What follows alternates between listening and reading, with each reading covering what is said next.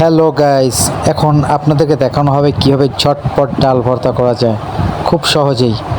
শুকনো মরিচের গুঁড়া, কাঁচা পেঁয়াজ দুটোকে খুব ভালোভাবে মিশিয়ে একটা চাটনির মতো তৈরি করতে হবে। এরপরে কিছুক্ষণ পরে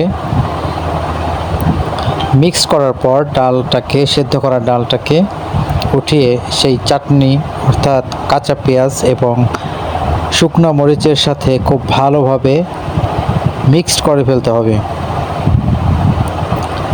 সুন্দরভাবে মিক্সড করার পরে এটিকে একটা সুন্দর শেপে আনার পরে সরিষার তেল মিক্সড করে নিতে হবে খুব ভালোভাবে।